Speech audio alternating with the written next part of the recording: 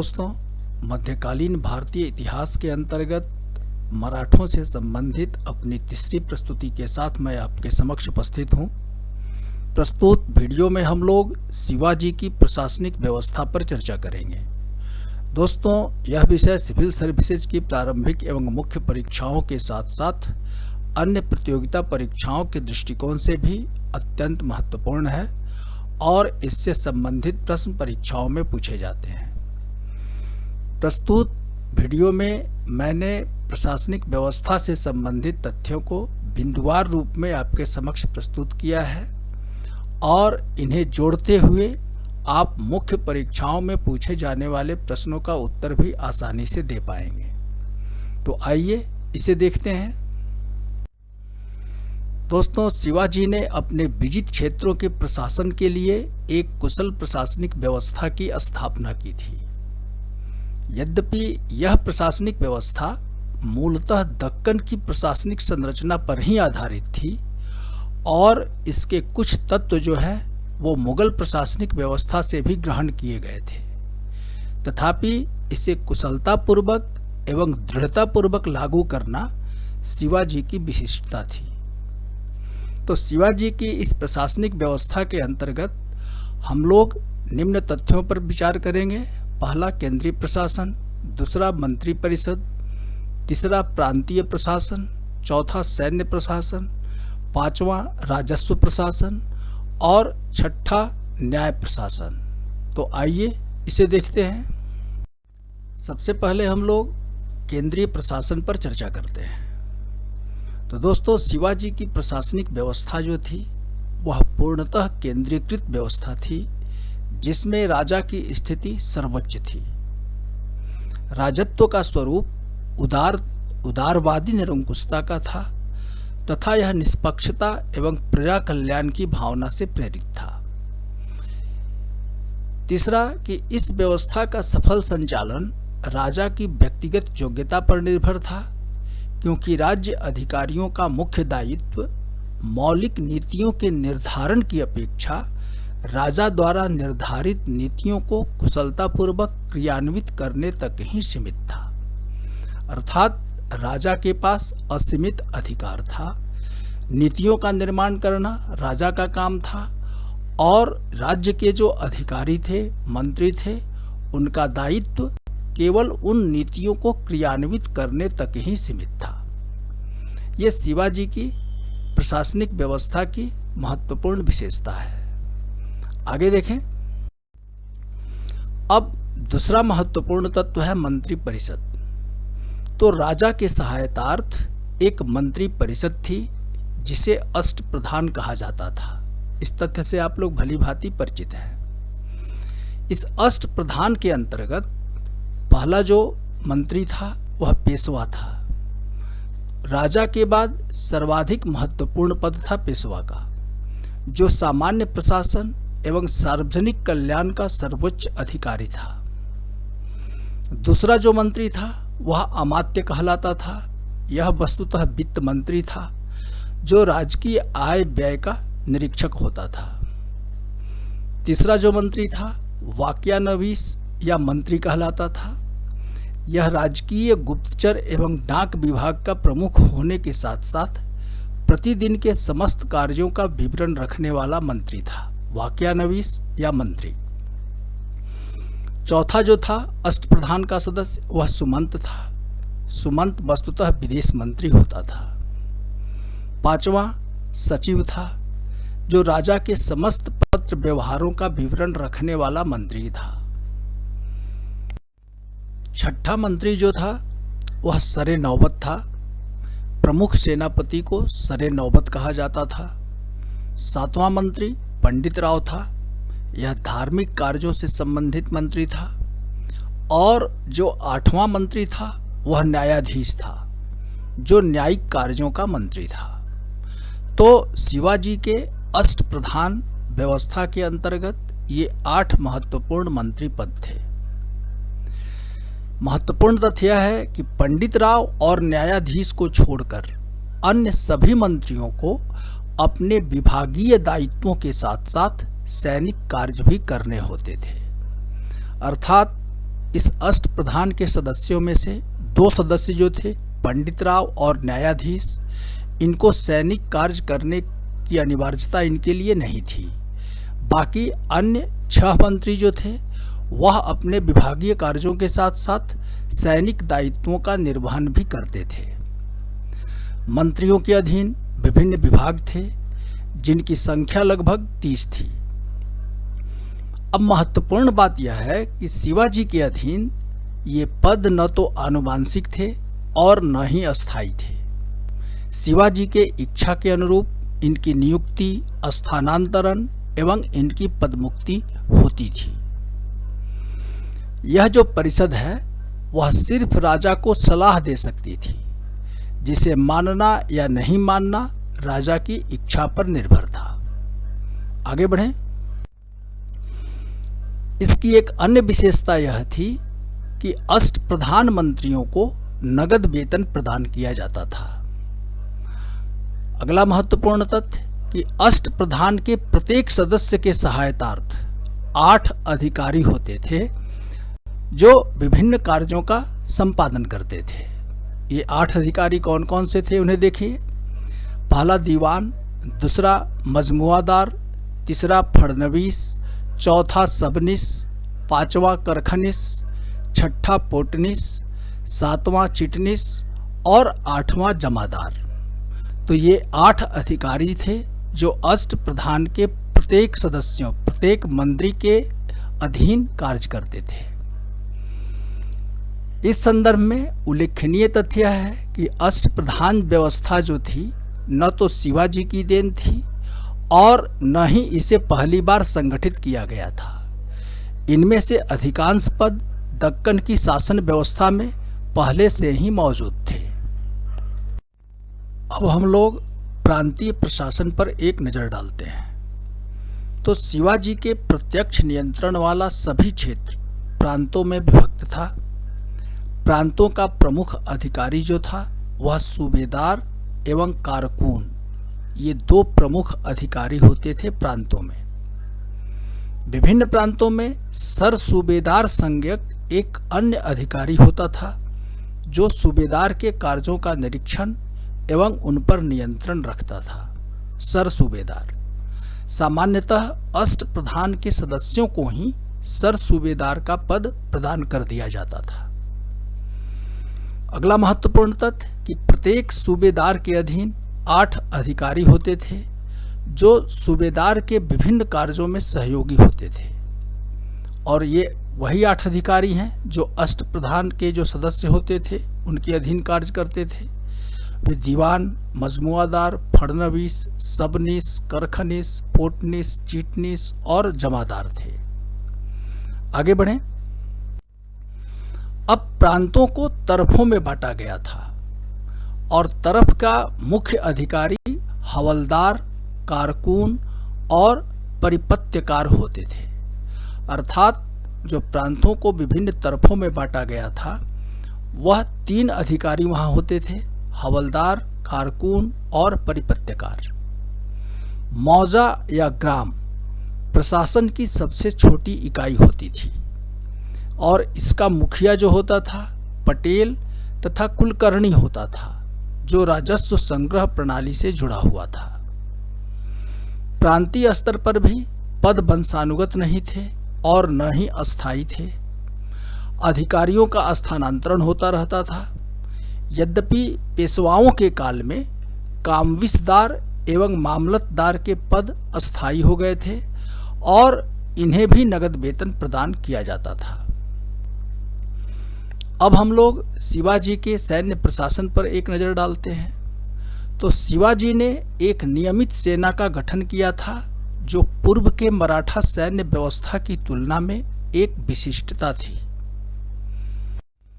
शिवाजी की इस सैन्य व्यवस्था में घुड़सवार सैन्य व्यवस्था सर्वाधिक प्रमुख था।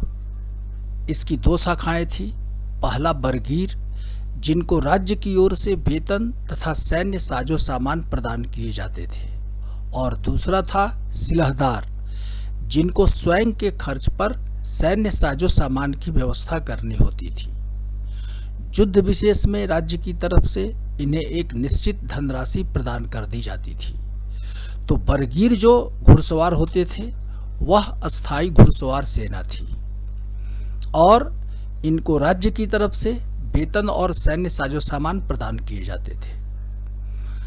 अगला महत्वपूर्ण तथ्य कि सैन्य व्यवस्था का दूसरा प्रमुख अंग पदाती अर्थात पैदल सैनिक थे। घुड़सवार एवं पैदल सेना जो थी वह सोपानवत रूप में संगठित किए गए थे।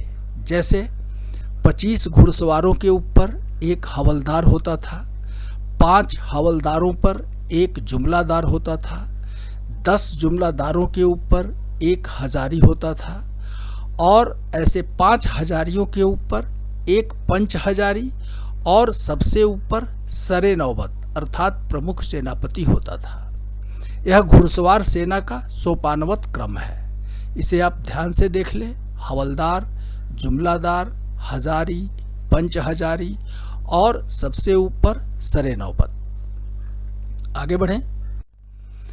इसी प्रकार 9 पदाती सैनिकों पर एक नायक होता था, 5 नायकों पर एक हवलदार होता था, 2 या 3 हवलदारों पर एक जुमलेदार होता था, 10 जुमलेदारों पर एक हजारी होता था और 7 ऐसे हजारियों पर एक सरे नौबत होता था अर्थात सेनापति होता था।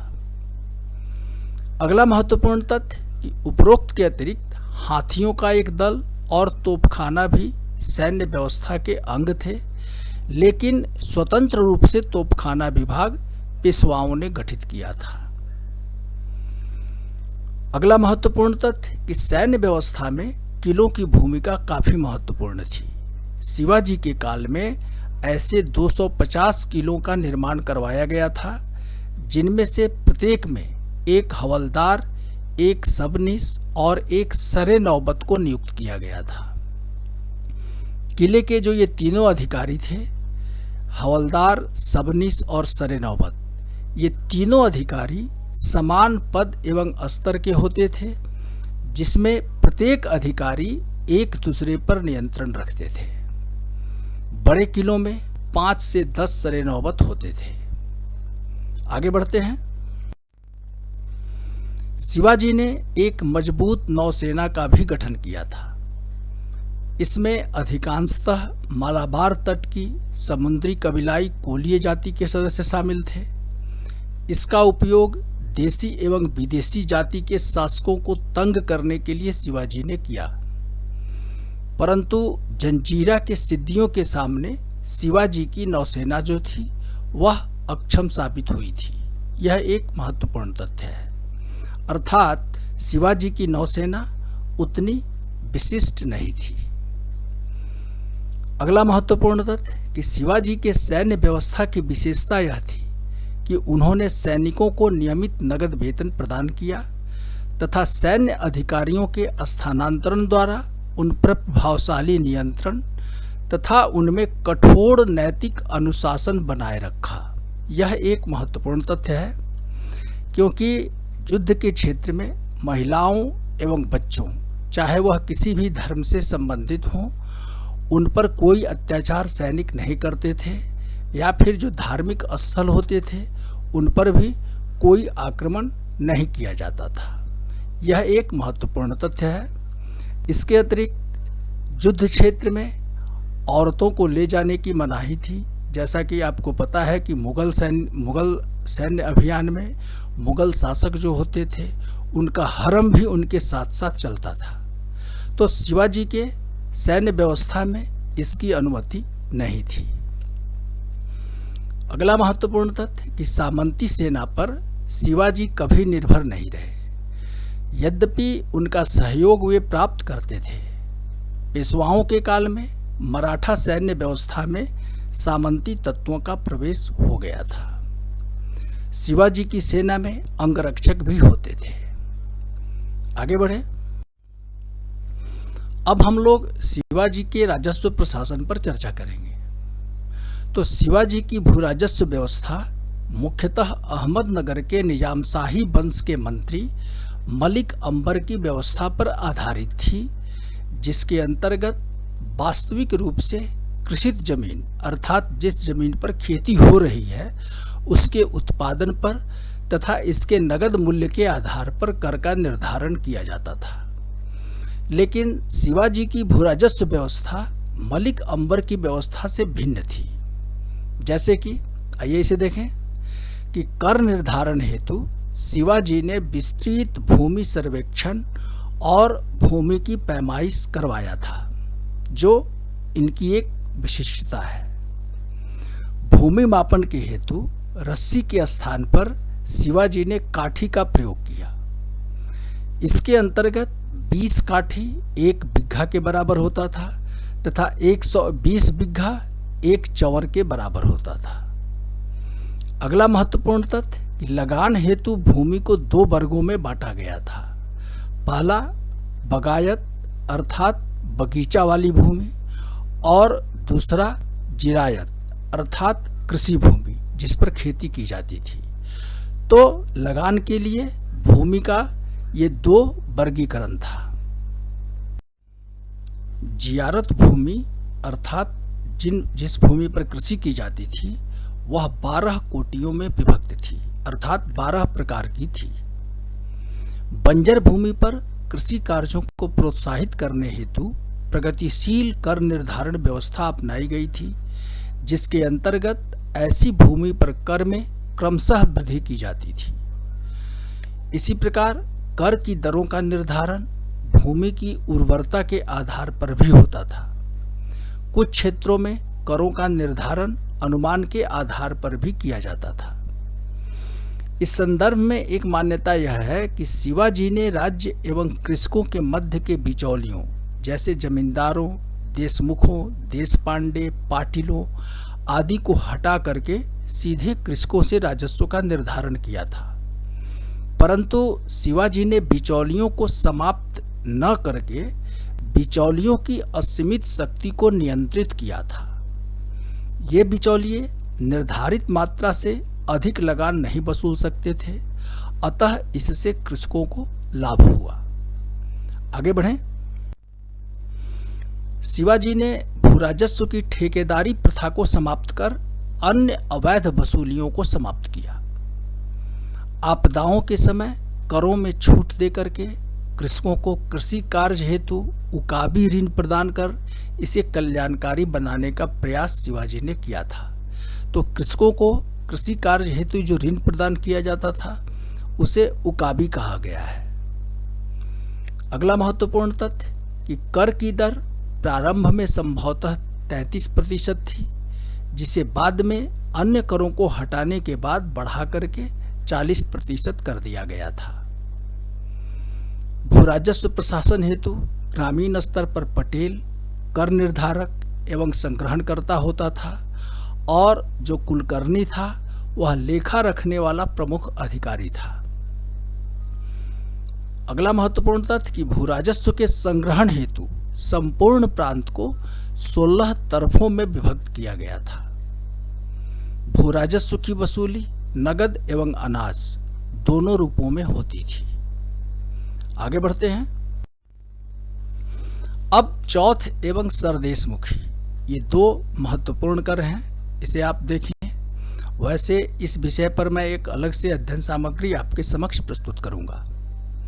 तो भूराजस्व के अतिरिक्त चौथ एवं सरदेशमुखी शिवाजी या मराठों के आय के प्रमुख स्रोत थे। चौथ के स्वरूप को लेकर के इतिहासकारों में काफी मतभेद है, परंतु सामान्यतः यह एक सैनिक कर था जिसे शिवाजी अपने अप्रत्यक्ष नियंत्रण वाले 6 शासकों से वसूलते थे तथा इसके बदले उन्हें सुरक्षा की गारंटी प्रदान की जाती थी। यह 25% होता था।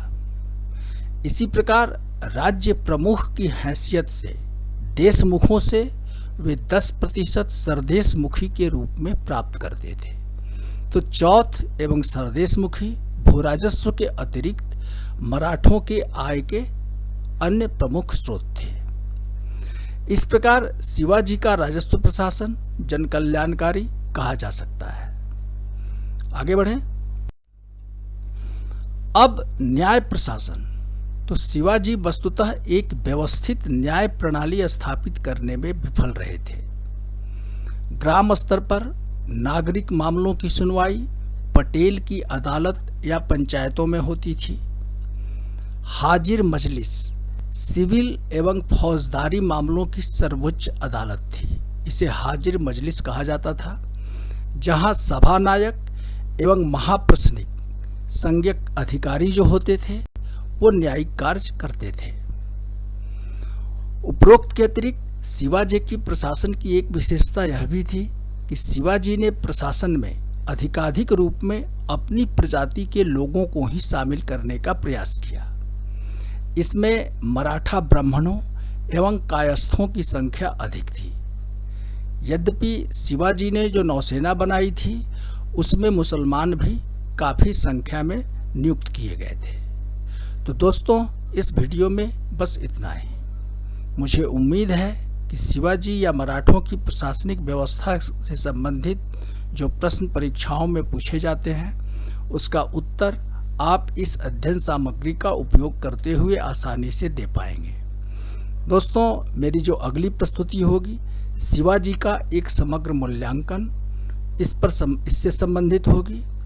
तो दोस्तों, इस वीडियो में बस इतना ही।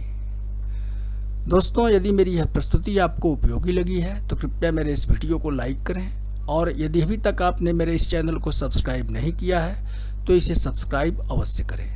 धन्यवाद।